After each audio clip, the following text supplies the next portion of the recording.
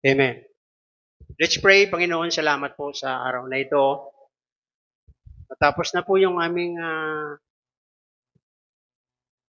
pagtitiis sa init po ng panahon. At kami po ngayon, Panginoon, ay harap sa panibagong lakbay ng aming buhay. Ang aming pong naisin na magiging maningas kami sa aming paglilingkod. Hindi kami tumitingin sa anumang circumstances sa mga buhay namin. Kundi, Panginoon, ang aming pong commitment ay ginagawa namin para sa inyo.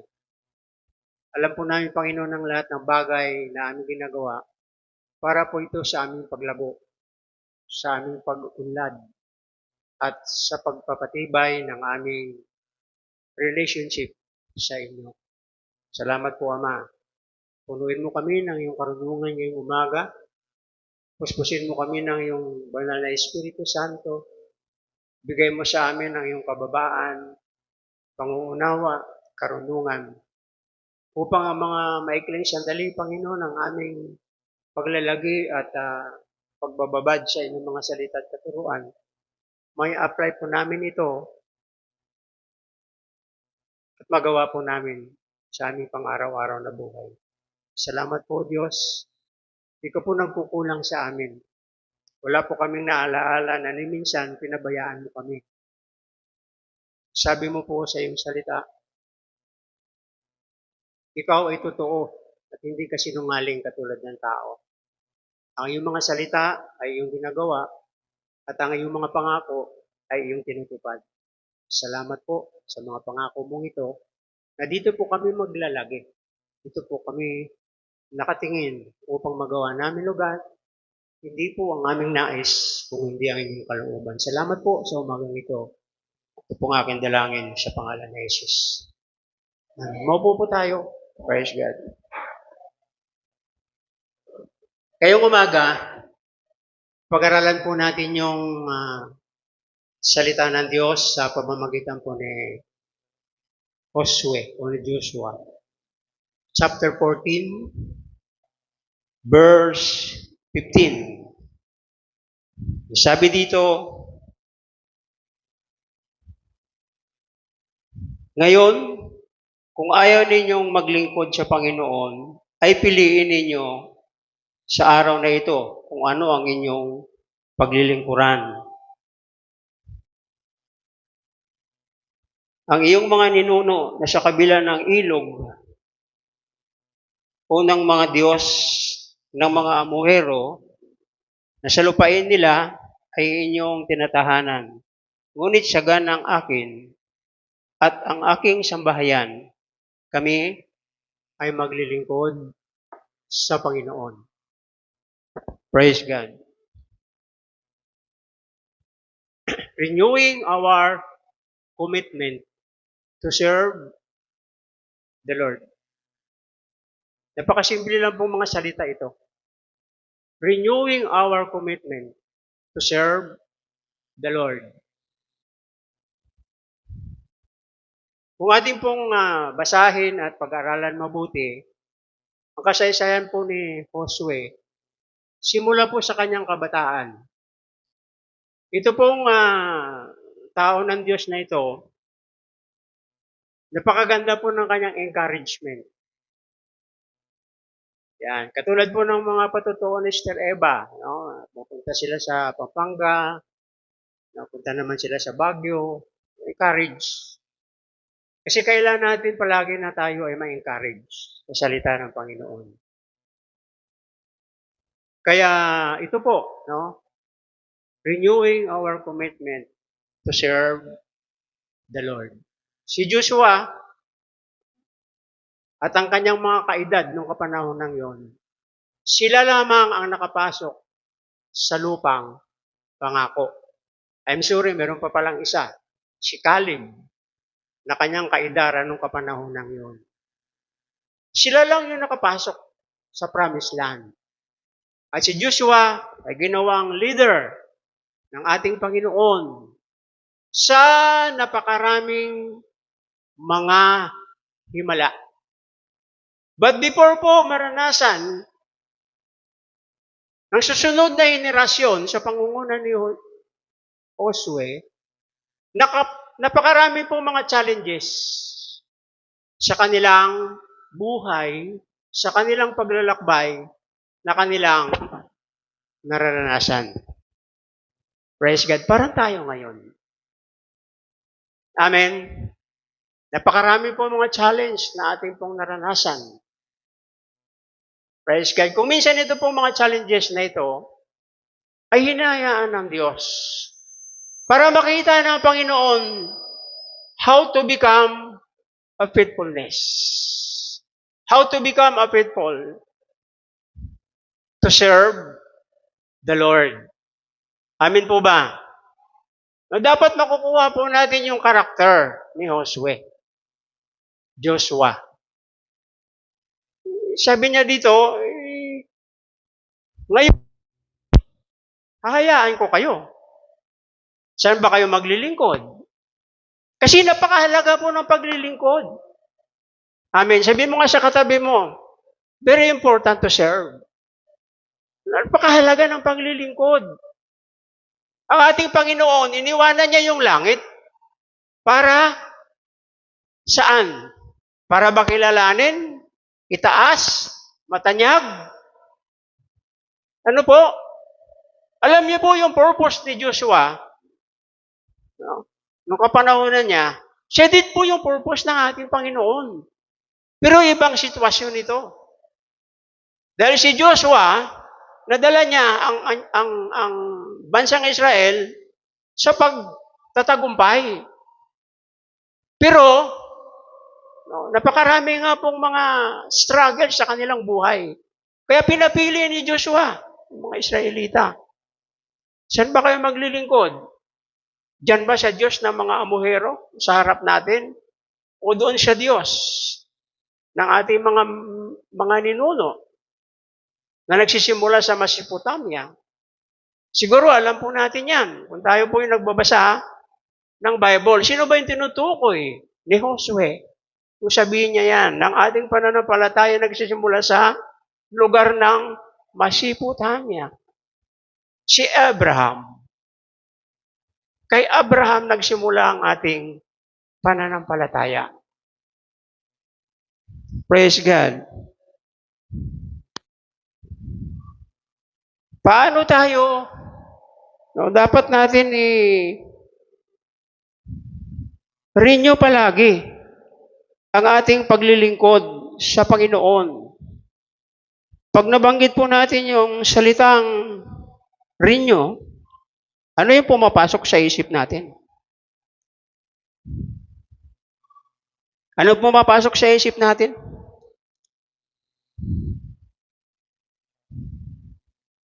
Pag nababanggit yung salitang renew, expire na ba? Expire na? Katulad ng mga business permit, driver's license. Lahat ng mga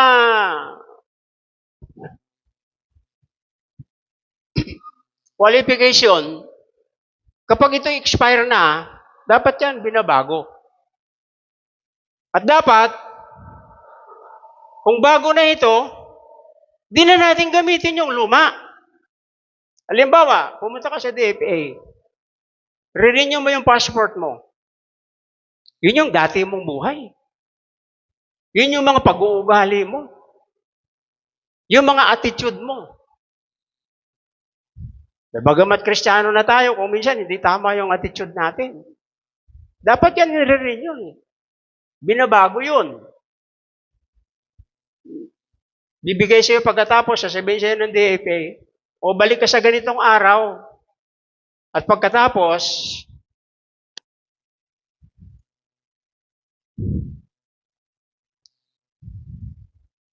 kunin mo na ang iyong bagong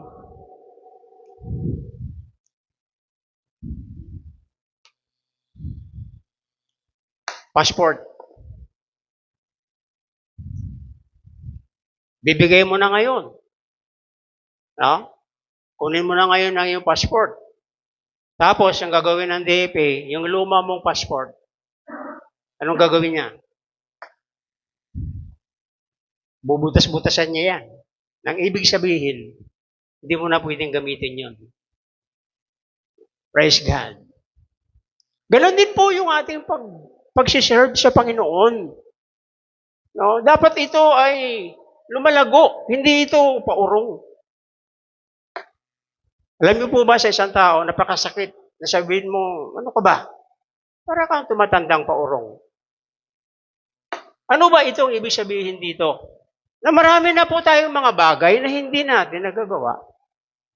Marami na po tayong mga bagay na nakaligtaan natin sa ating paglilingkod sa Diyos.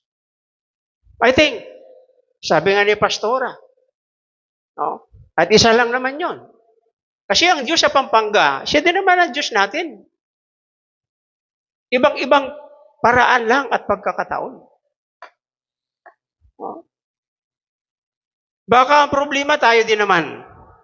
At ang problema na ginagawa mo, isinisisi mo sa iba. Huwag naman.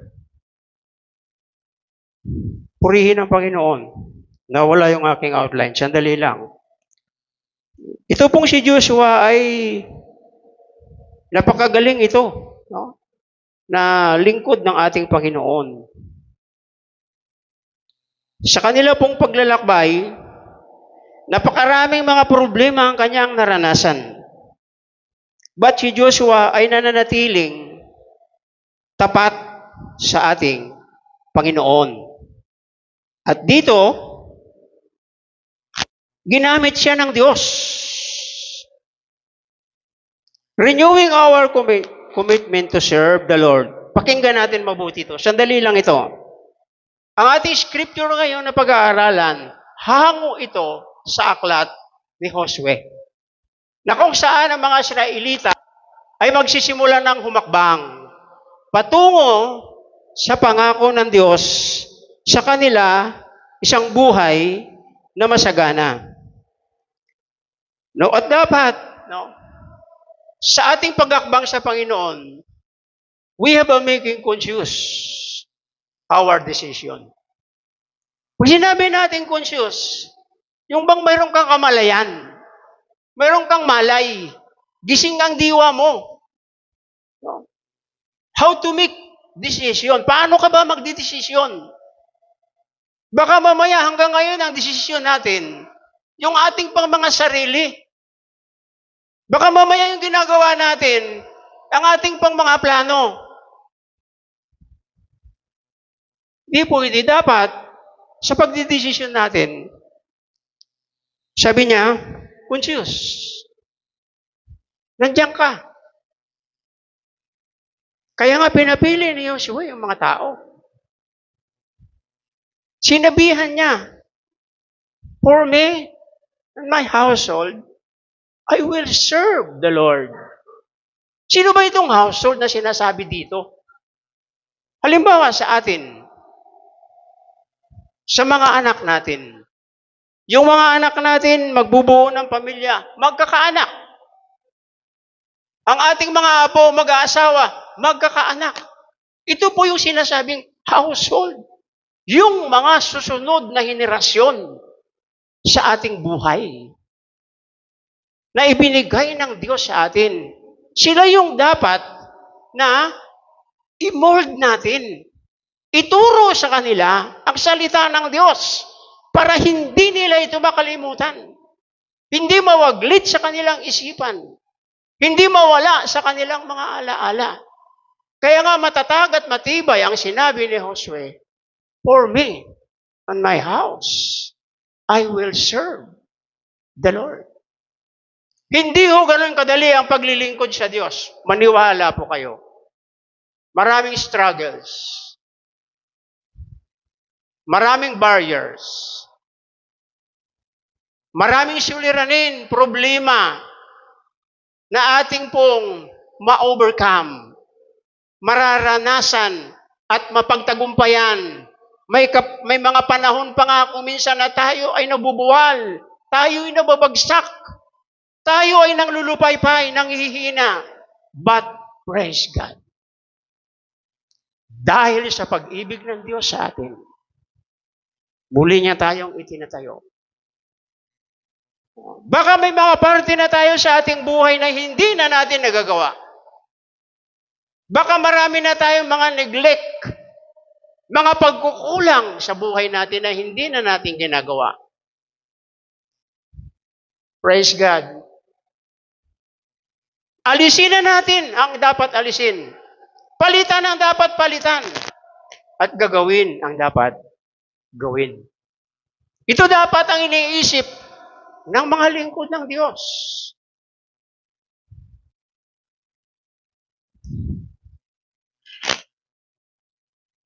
Naglilingkod tayo sa iisang Diyos. Ang ating buhay sa mundong ito ay nakaharap na marami tayong mga virus. Ano ba yung virus? Kalipas lang yun eh. Yung year 20, 2021, 22 hanggang 23, yung COVID. Di ba yung COVID? Sa ating hinanga, pwede kang mahawa. Ang sore eyes, kapag makatingin ka sa taong may sore eyes, anong naramdaman mo? Mangangati na rin yung mata mo at parang may sore eyes ka na rin. Ang panahon natin ngayon katulad ng Sodom at Gomorrah, na kung saan inilagay ng Diyos ang pamilya ni Lot. Napakadindi ng kasalanan ng ginagawa ng mga tao sa Sodom at Gomorrah, na kapag siya'y titignan mo, ikaw ay mahahawa. Nandiyan pa ba kayo? Kaya ang kabilin-bilin na ng anghel kay Lot, kapag lumabas na kayo sa Sodom at Gomorrah, please lang, huwag kang lumingon. Huwag kayong lumingon. Kung minsan yun ang nagiging dahilan ng ating panglulupaypay, ng ating panghihina, ng ating kawalang gana, ng ating kawalang gana unang-una sa prayer, pangalawa sa pagbabasa ng Biblia, pangatlo yung ating mga dating ginagawa na parabagang sagabal na sa buhay natin.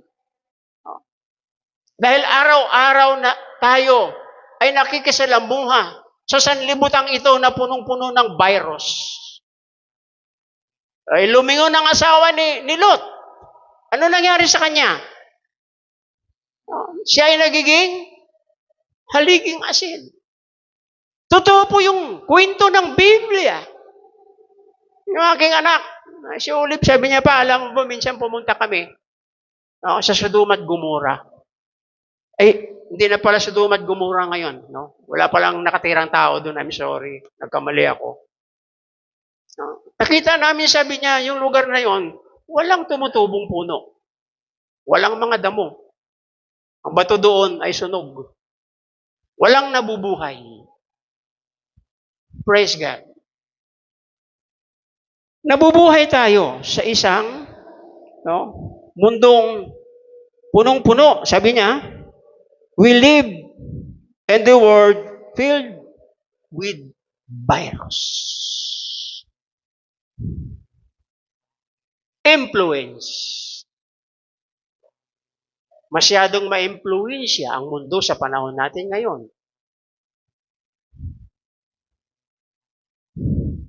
Ano pa? Temptation. Tandaan natin, mga kapatid, paglabas natin sa pintuan ng church, ito yung ating sasalubungin. Virus. Influence. Temptation. Paano mo ngayon masabi na malakas kang Kristiyano?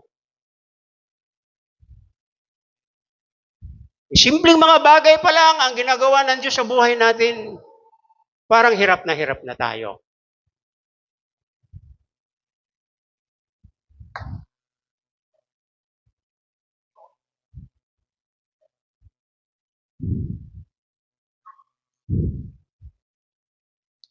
Sila'y nakaharap sa lahat ng uri at klase ng mga Diyos-Diyosan na kanilang nakuha doon sa Jericho.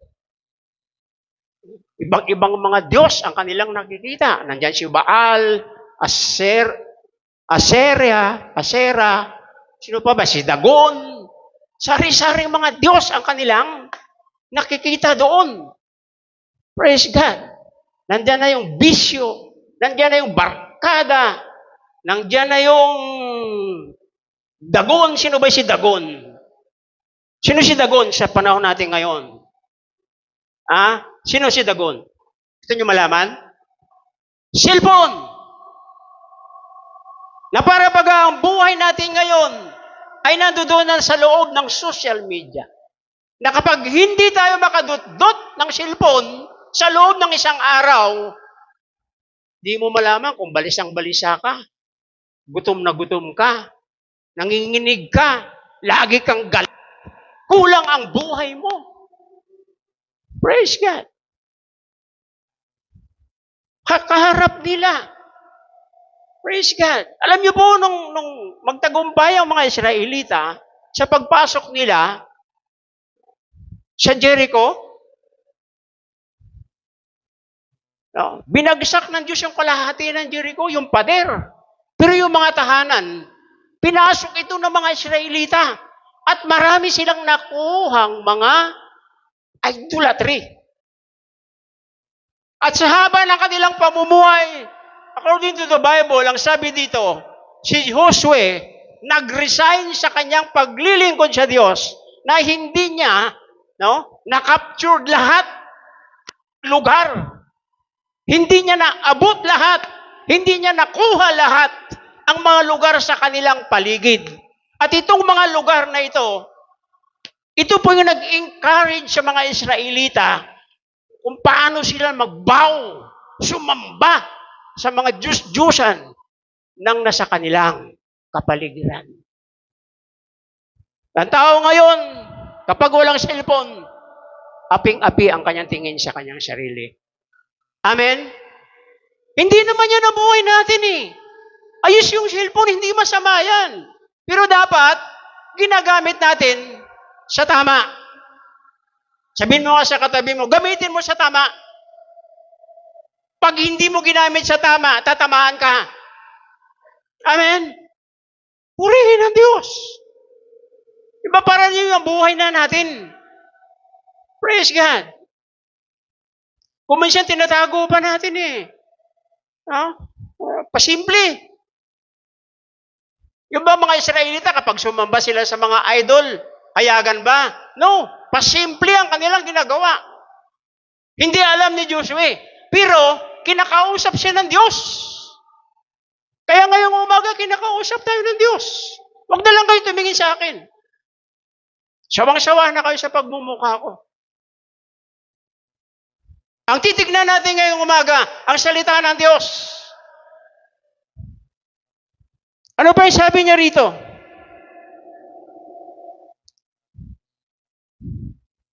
Sasamba ang inyong mga anak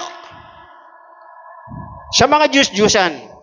Pero sabi niya, kung ako at ang aking sambayanan kami, sabi niya, Joshua, make it clear that his household have chosen to serve the Lord. Yun yung malinaw. Sabihin nga natin salitang malinaw. Gusto mo bang magtagumpay? Gusto mo ba ng blessing?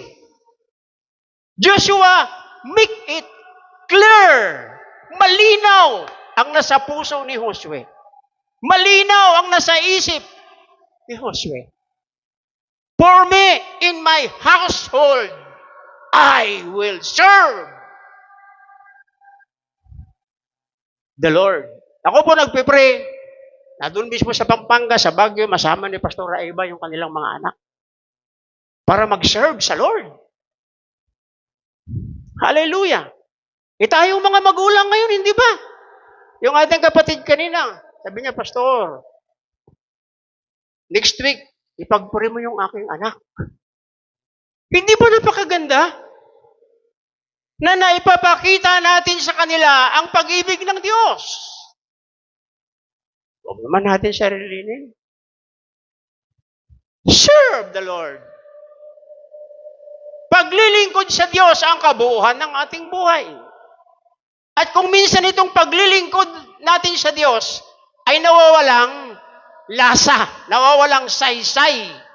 Hindi na po nating mahal ang ating paglilingkod sa Diyos. Kasi, nandiyan na si, nandiyan na si, nandiyan na si, praise God. Tingin mo kaya magtatagumpay ka? Tingin mo kaya makakarating ka? Praise God. Hallelujah. In our own lives, we face a similar decision each day. Sa ating daw buhay, makaka-encounter tayo. Makakaharap natin yung mga ganitong sitwasyon. Ano ba ang desisyon mo? Ano ba yung gusto mong gawin? Amin po ba? Hindi ako galit. Sa totoo lang. Mahal ko kayo. Ayan, tag-ulan na. Baka itong ulan na naman ito ang ating gamitin, alibay. Pastor, hindi narating sa church. Kasi,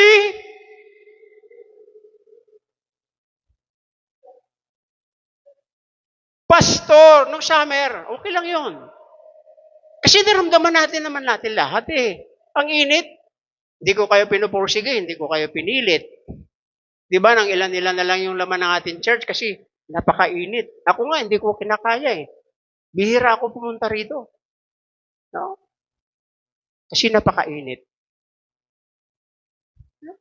Praise God, kung minsan, ang konklusyon niyan, ayaw na lang natin maglingkod. Kaya nag-aalibay tayo ng anumang bagay. Pero hindi natin, mga kapatid, hindi natin yan pwedeng gamitin sa Diyos. Kung talagang maningas sa tagipusoon mo, ano tagipusoon? Puso. Salitang ano yan, negrense, tagipusoon. Kung maningas talaga sa puso mo yung paglilingkod, walang hahadlang. Sabi mo sa katabi mo, walang hahadlang. Praise God. Kahit traffic, kahit walang makain, kahit walang pera, kahit kapitbahay, kahit walang masakyan, hindi yan hadlang. Alam niyo po ba kung anong first na hadlang, na barrier sa buhay natin para hindi tayo lumago? Ang ating mismong mga sarili. Na para bagang napakatatag mo na, napakatibay mo na, ang dami-dami mo nang napapansin, ang dami-dami mo nang pinupuna. Bakit kaya hindi mo na lang ipikit yung iyong mata? At manalangin ka, Lord, dito ba talaga ako? Amen. Tinawag mo ba ako, Lord, dito sa lugar na ito? Mangungusap ang Diyos. Hallelujah. Dami-dami natin rason. Dami-dami nating alibay. Nawawala na tayo sa tamang destinasyon. Nawawala na yung ating focus. Puro bugos na. Bugos, sabihin mo nga, bugos. Hindi focus, bugos. Hallelujah. Ito pa.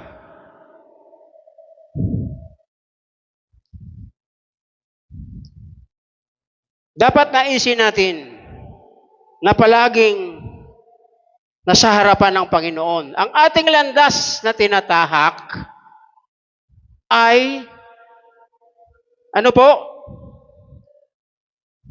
Daan na nais ng Diyos. At ang ginagawa ng ating kalaban, inaakit niya tayo sa mga material na bagay. Materialismo. Materialistic. Ano pa? Posisyon. Napakataas ng posisyon ko. Mataas ang pinag-aralan ko. Yes. Ano pa? Worldly. Makamundo. Makasanlibutan.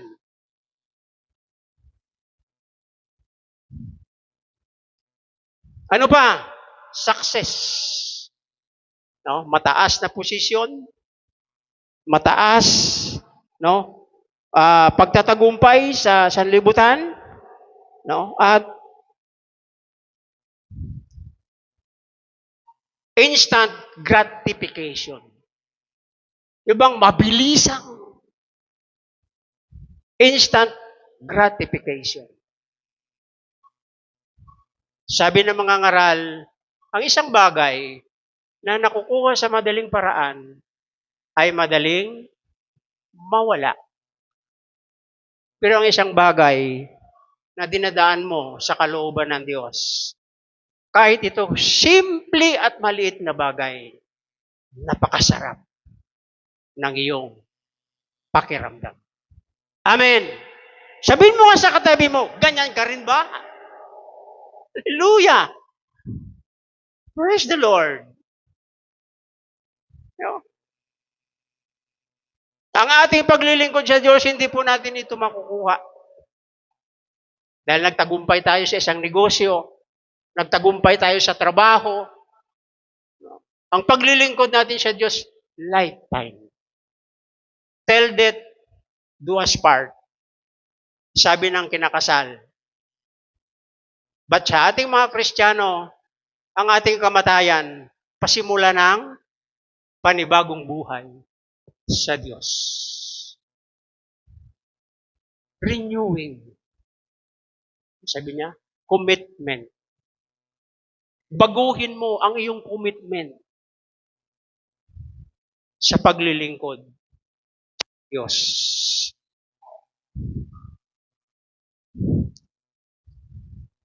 Alalahanin natin lagi ang sinasabi ni Joshua na napakalinaw. Choosing to serve the Lord means alleging our thought.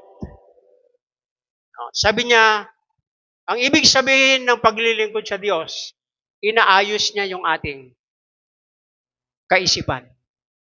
Amen? Subukan ninyong ilayo ang inyong isipan sa Panginoon. Anong naramdaman nyo?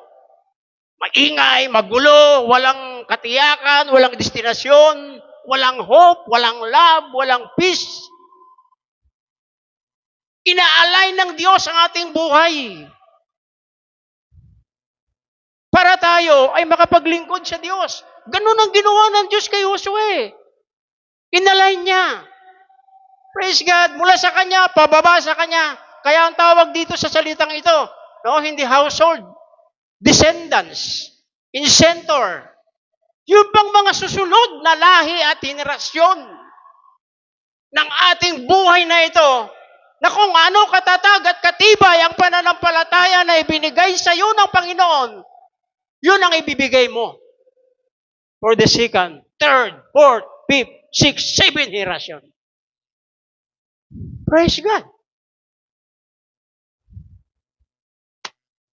Kasi isang henerasyon pa lang tayo. Ikaw yun. Pero anong ginagawa mo? Anong pinag-iisip mo?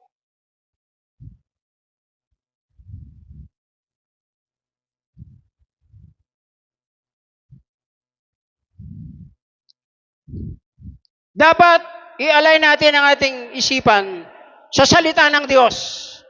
Amen. Ano pa? Sa ating mga kilos, action, sabi dito, mga ginagawa natin. Ano pa? At sa ating mga, kaya kung minsan alam nyo ba, hindi na applicable yung ating mga teaching. Yung mga itinuturo natin sa ating mga anak. Kasi ito, hindi maayos. Dito kasi nanggagaling lahat yan eh. Sabihin mo sa katabi mo, tama. Ayaw nyo ng tama. Gusto nyo tatamaan. Amen. Word, salita, action, and teaching. Pagtuturo.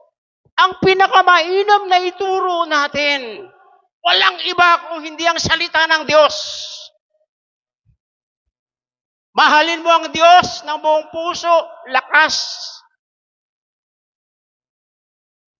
at buong pag-iisip. Pangalawa, mahalin mo ang iyong kapwa, katulad ng pagmamahal mo sa iyong sarili. Sabi niya, kadalasan, ating ipinagmamalaki ang ating relasyon sa Diyos. Kilala ko naman ang Diyos, Alam ko naman may Diyos. Ganyan bang kaparaanan? Ang ganyan bang karunungan? Ay maaari nating ibahagi sa iba? No. Ipinagmamataas pa, ipinagmamalaki pa natin.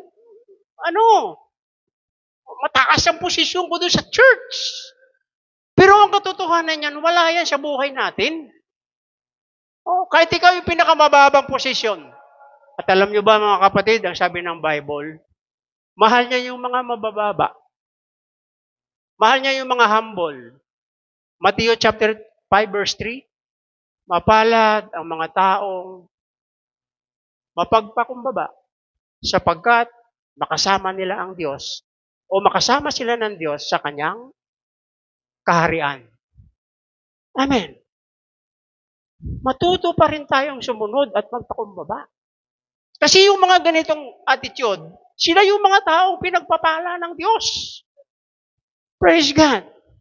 Mga simple-simple bagay lang dapat, di ba? Para hindi lumakayusin. Saan ba nanggagaling ang sunog? Sabi ni Santiago. Pwede ba masunog yung buong kagubatan sa pamagitan lang ng isang? Baka hindi na tama yung sinasabi natin. Baka hindi na tama yung iniisip natin. I-renew mo. Ikaw at ang Diyos lang ang mag-usap. Ipapakita sa atin ng Diyos kung gaano siya kadakila. Kung gaano ka makapangyarihan ng Diyos sa buhay mo.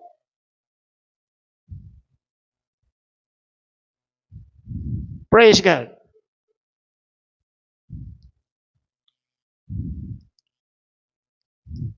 Kadalasan, nakakaranas tayo ng mga challenges sa buhay natin. Ano pa? Adversity. Kahirapan.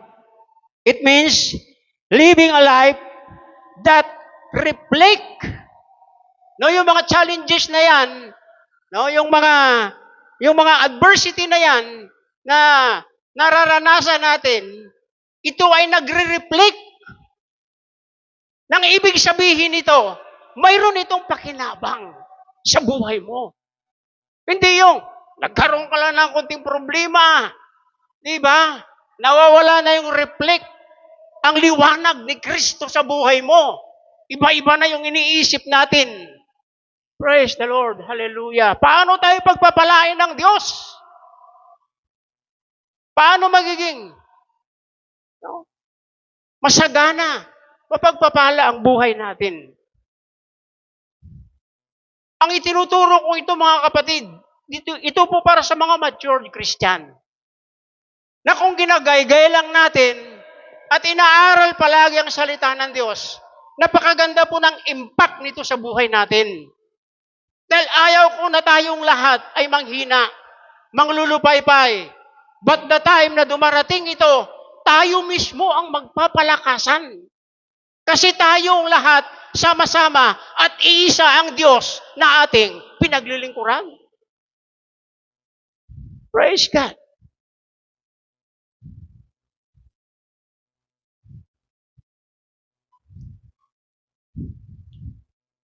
Ang ibig sabihin ng challenge at adversity sa buhay natin, na mamumuhay tayo sa refleksyon ng Diyos.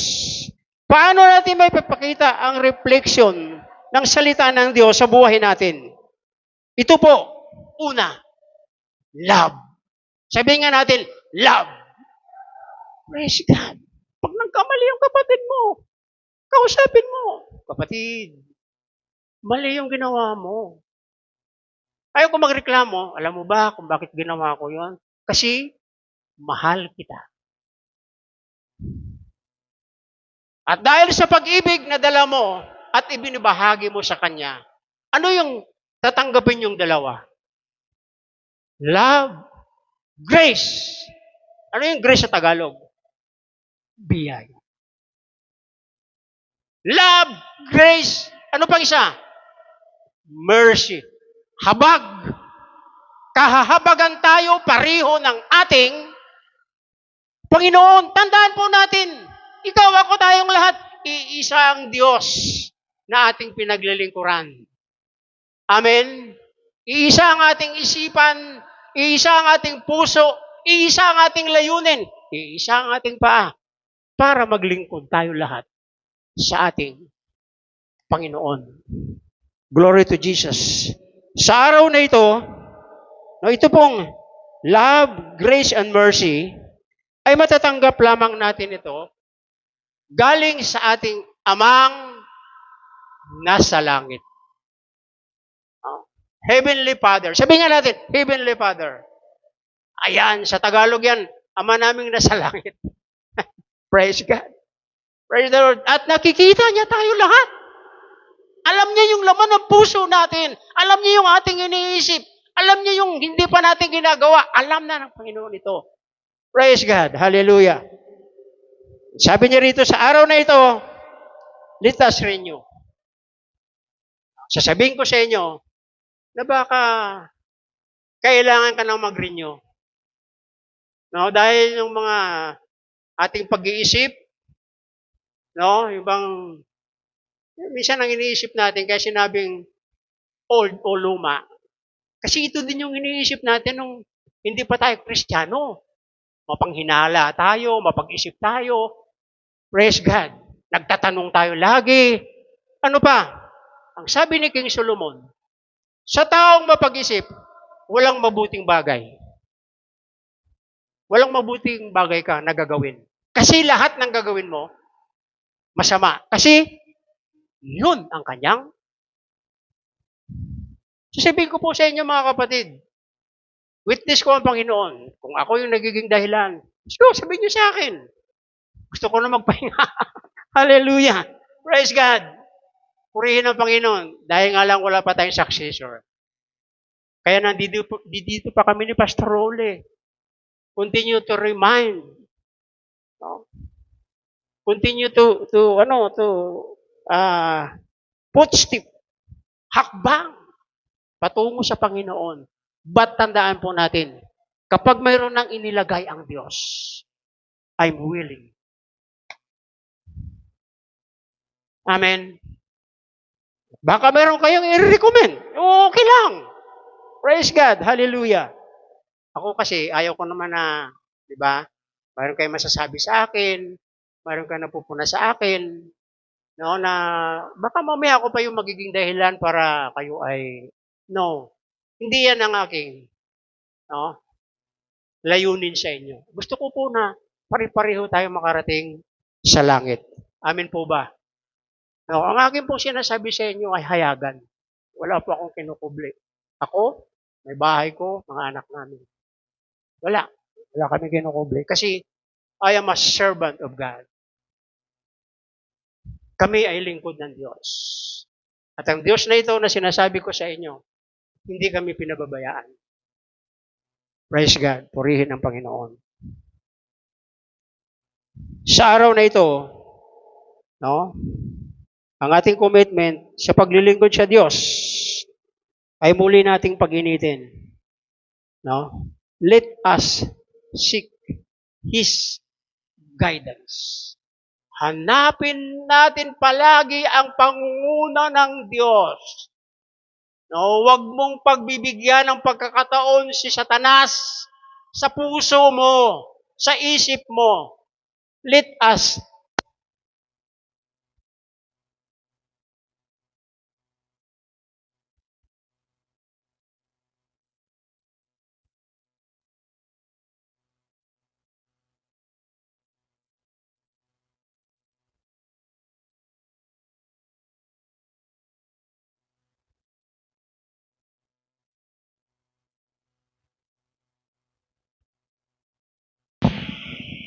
ano yung hanapin natin?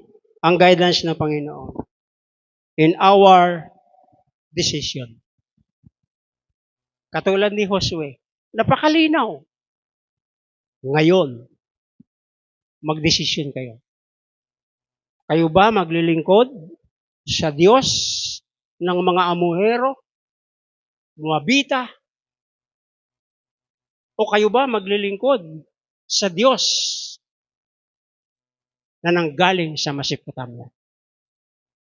Praise God. Tandaan po natin mga kapatid, no? Kahit saan tayo naglilingkod, sa Diyos din naman eh. Amen? Amen. Praise God. Sa Diyos tayo naglilingkod. Kasi kung wala tayo sa Diyos, hindi nagkahiwa-hiwalay na tayo. Kakanya-kanya na tayo. Pero God's loves us. Mahal tayo ng Diyos. Pinagbigkis niya tayo, pinag-isa niya tayo, para maipakita ang kanyang pagmamahal. Ano pa? Ang ating mga desisyon ay maging ang ating buhay, lagi nating i-surrender. Surrender. Lord, suko ako. Hindi ko kaya to, Lord. Hindi yung mamaya lang. Amen. Purihin ang Diyos. Praise God. Suko natin, i-surrender natin ang ating buhay, maging ang ating kalooban. Our will. Kalooban. Nais. Ibigay mo yan sa Panginoon at bibigyan ka ng Panginoon ng tamang pagdidesisyon. Ano pa sabi niya?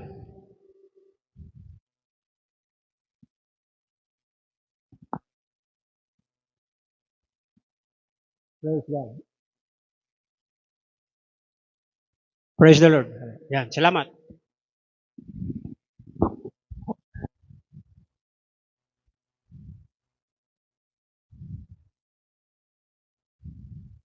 Honest trip, sabi niya, make it a good decision and strive to live unfaithful to followers of Christ.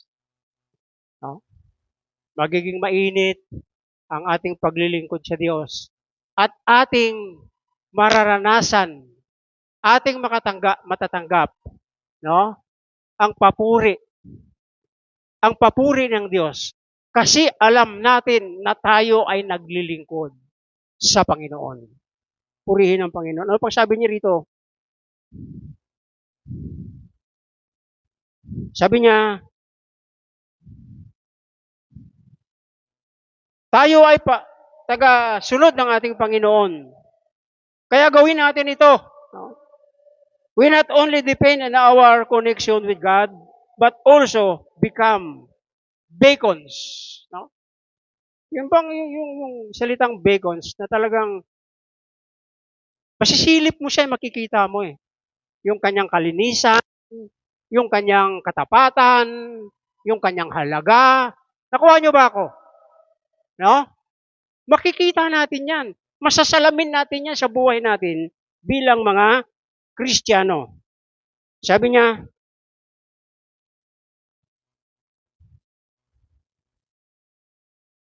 at ang Diyos ang siyang ating ilaw.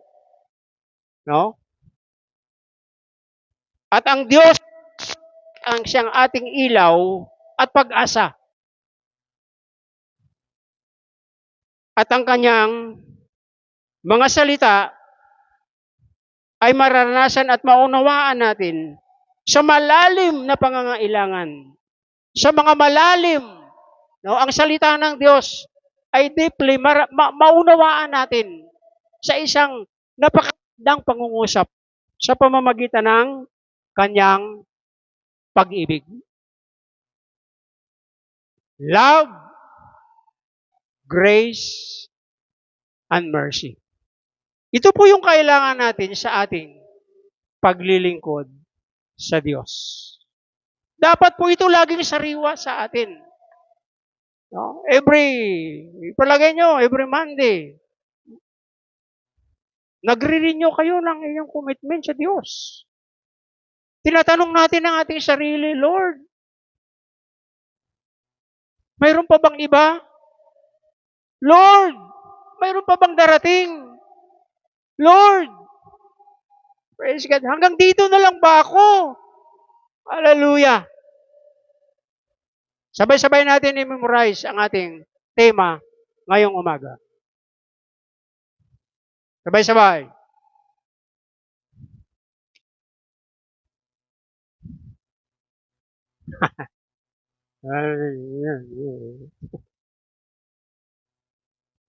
Simple lang. Renewing our commitment. Renewing our commitment. Nag-commit ka sa Diyos. Ayaw ng Panginoon yung pabago-bagong isip. Ayaw ng Diyos yung pabago-bagong desisyon. Nag-commit ka sa Panginoon. Kahit yan, bumagyo. Kahit magkabiyak-biyak yung mga kalsada dyan. Magkahapay-hapay yung mga puno dyan. Isipin mo lagi yung commitment mo sa Diyos. Pupunta ako sa Panginoon. Papakinggan ko yung kanyang salita. Dahil sa pakikinig kong ito, dito ako ilalakas. Pagkatapos na ako lumakas, ma-overcome ko yung mga struggle sa buhay ko. At dahil dito, ako ay kanyang pagpapalain.